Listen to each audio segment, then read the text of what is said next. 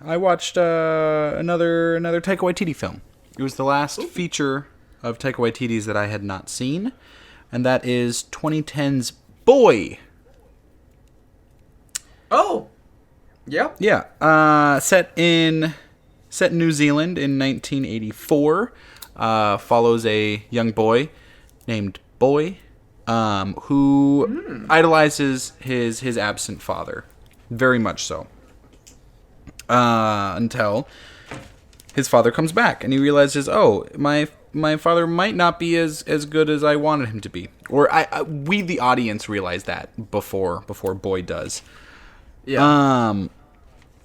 This also features Taika Waititi playing the dad, so there's a lot of that. It's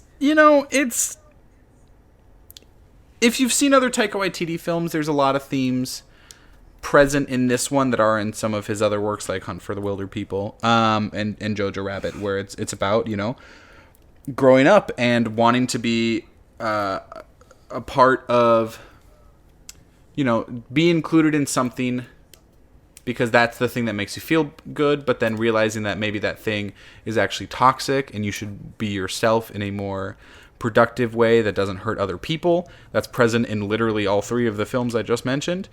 So it seemed a little redundant when I watched, even though this is an early work of it.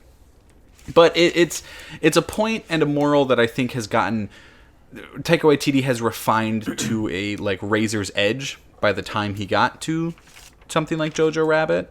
That it didn't feel as poignant to me for this one. Cinematography is still great. The acting's pretty solid. It feels a little over the place of what it wants to be tonally. Not where it's like, whoa, these are two wildly different tones. It's just not as solidly executed as I would have wanted. Yeah. And I think, I don't know, it's definitely, you see the kind of seeds that grow into the forest that has bloomed around Taika Waititi's work. The fuck? Sorry. Sorry, I tried something and it didn't work. Much like Taika Waititi's Boy. Taika Waititi is now a blossoming bush in the middle of a forest. He's got an oak tree over him, and he's right next to a fucking dandelion that's always blowing in the wind. And that's Boy. No, it's still worth a watch. It's not bad. I watched this after I had watched JoJo.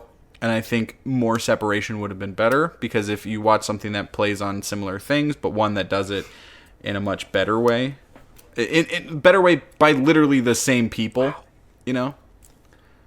So Thomas Mackenzie's in this? No, she's not. But Taika Waititi plays a destructive figure in both.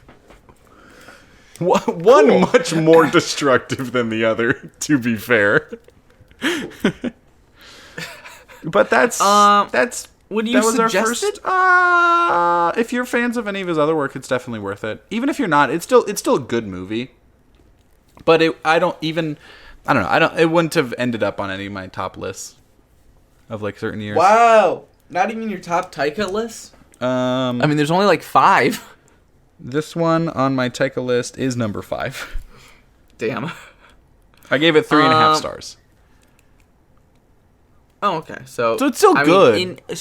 In Ethan terms, that's really a 2.5 stars. You always got to subtract 1 star from Ethan's ratings to get accurate scores. Jesus. Anyway, that's it. Well, that was a great review. You can click right here for maybe more of our positive or possibly negative reviews from our monthly show, or over here which would be our weekly mini episode. Wow, did I fall? You're falling apart. Quick, subscribe. Hopefully, you'll see David compose himself again.